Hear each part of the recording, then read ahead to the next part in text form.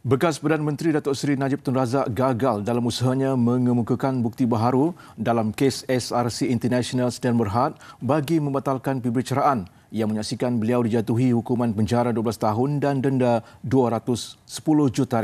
Ini selepas panel 5 hakim yang diketuai Ketua Hakim Negara Tun Tengku Maimun Tuan Mat sebulat suara menolak permohonan itu setelah mendengar hujahan peguam utamanya Hisham Teh Potek dan Timbalan Pendakwa Raya Datuk V. Sitambaram. Bukti tambahan yang ingin dikemukakan Datuk Seri Najib adalah berkaitan penemuan baru-baru ini bahawa Hakim Perbicaraan Datuk Muhammad Nazlan Muhammad Ghazali pada 2006 adalah peguam dan setiausaha syarikat bagi kumpulan Maybank yang mempunyai tanggungjawab keseluruhan untuk pengurusan dan pentadbiran semua jabatan undang-undang dalam keseluruhan kumpulan. Ketika menyampaikan keputusan mahkamah, Tun Tengku Maimun berkata, tiada kaitan antara pekerjaan Datuk Muhammad Nazlan di bank sebelum ini dengan pertuduhan dihadapi Datuk Seri Najib sekaligus memerintahkan rayuan utama diteruskan. Ujar Tun Tengku Maimun, mahkamah memutuskan Datuk Seri Najib gagal melepasi tahap tinggi Seksyen 93 Akta Mahkamah Kehakiman 1964 yang mengandungi undang-undang mengenai bukti baru.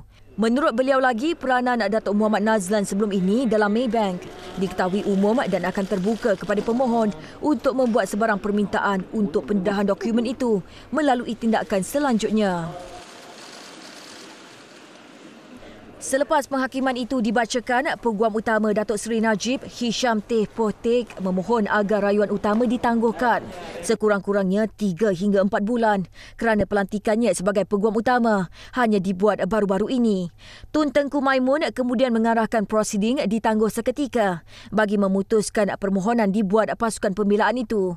Selepas kira-kira 2 jam, Mahkamah Persekutuan sekali lagi menolak permohonan Datuk Seri Najib bagi menangguhkan pendengaran rayuannya dan mengarahkan pihak pembelaan meneruskan rayuan utama mereka Khamis ini.